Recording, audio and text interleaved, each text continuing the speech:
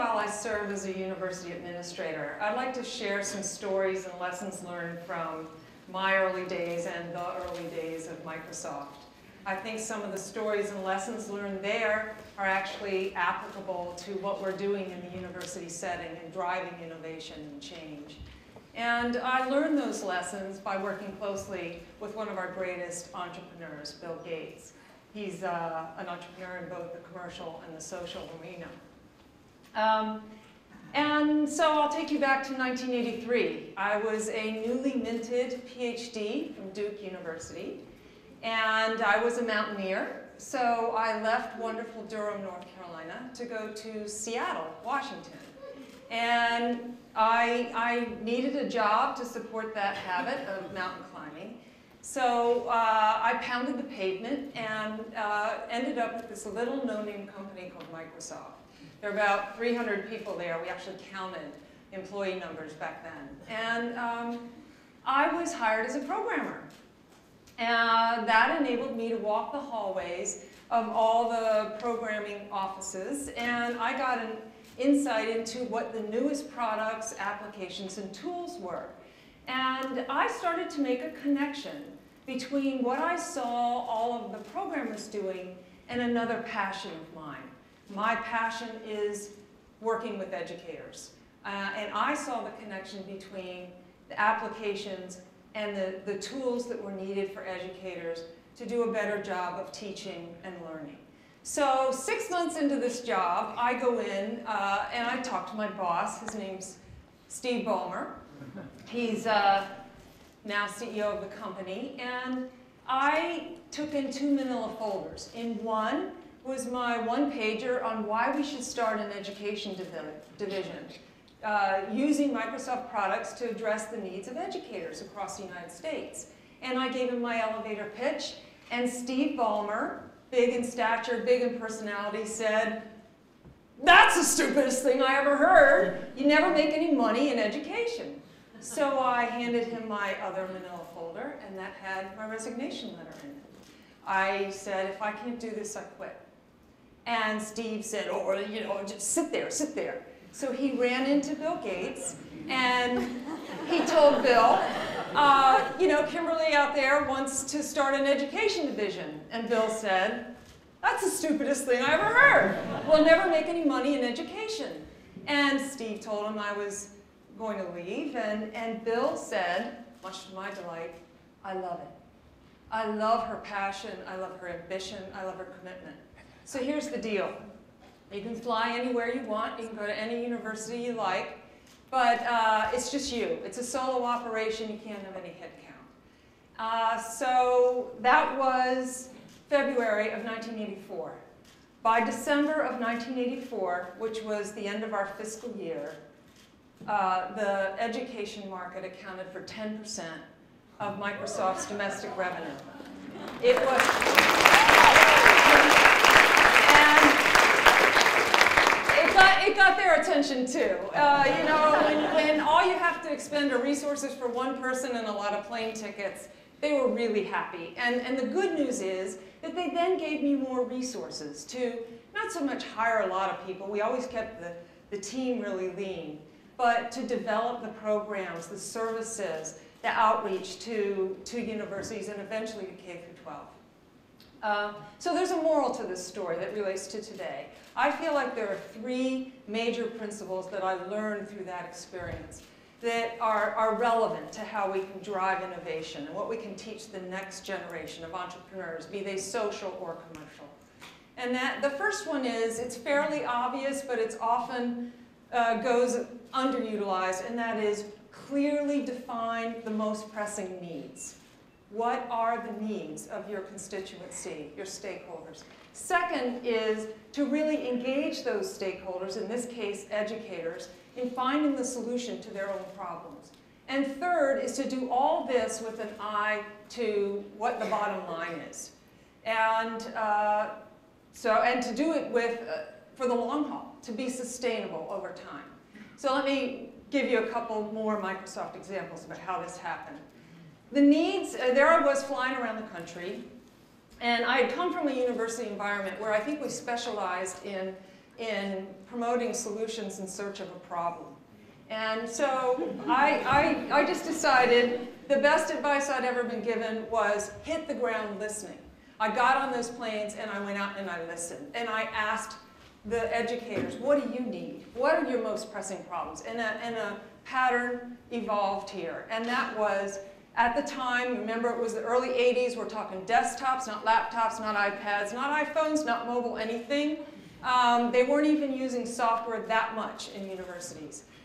So what happened was they told me that their greatest need was to get the price of the software into the range of a textbook, which meant Microsoft software, we're talking Word and Excel and all those other things, was selling for $400 a package.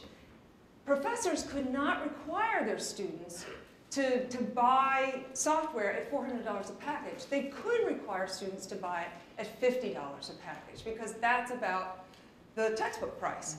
So I trotted back after hearing this all over the country to Microsoft, and I'm sure you can imagine what Steve Ballmer and Bill Gates thought of me coming in saying we got to reduce it from $400 to $50. But here's what we did. We figured out a way, we again addressed the needs of the universities, and that is they didn't need excuse me, fancy packaging. I could deliver shrink-wrap product. They didn't need it to look beautiful, which some other markets did. Well, they didn't need special services like training and as much technical support because they could do a lot of that themselves. They didn't need a big sales force, which is pretty costly, because the less salesy we were, the happier they were. So I was able to cut a whole lot of costs, and at the end of the day, it was win-win. The customers, the educators started using these tools to teach their students, develop brand loyalty, and Microsoft was making 10% of their revenue. Second, engaging the stakeholders, engaging the educators in helping me come up with the solutions to their problems.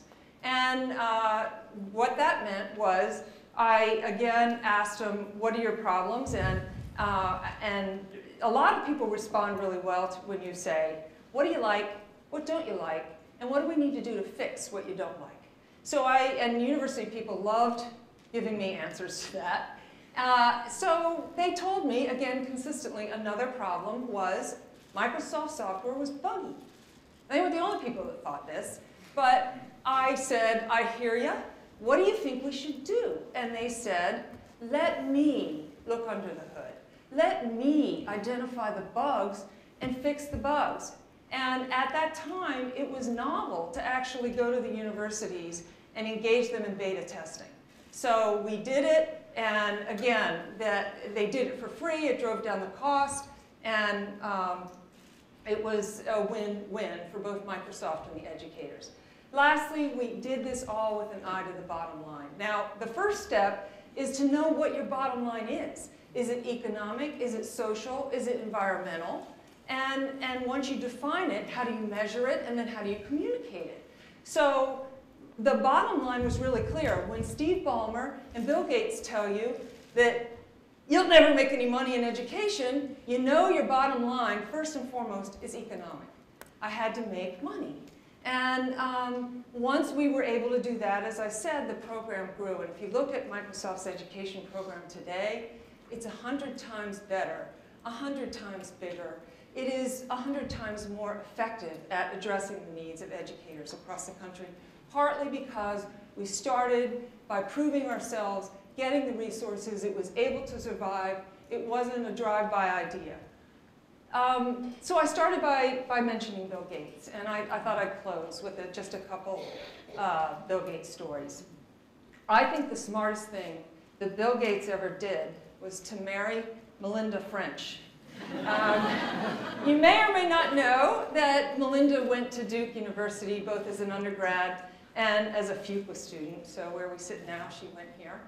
She was also on the board of trustees for 9 years, and I had the honor of being on that board with her. She's a total inspiration to me in what she gave back to this institution and what she and Bill are doing in the foundation. And I would propose that although they articulate 15 guiding principles at Microsoft, if you go to their website for their foundation, I'm sorry, for the Gates Foundation, the core 3 principles that I just described are in operation. They have articulated the most pressing unmet needs of the world, and they have a very systematic way of defining them, engaging the stakeholders, and doing it over the long haul.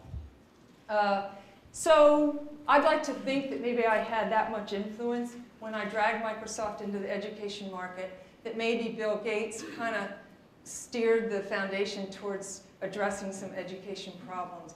But the truth is that he changed my life. And right after I worked with Bill Gates, I then got to work for many years with Steve Jobs on a startup. So there I was working in 2 household name institutions with 2 leading visionaries. And today I am proud to work at another fabulous institution in Duke University with another one of the world's leading visionaries, and that's Greg Dees, and the team of CASE, who are together with me doing all we can to help educate the next generation of entrepreneurs to really tackle the largest, most pressing needs of the world. Thank you.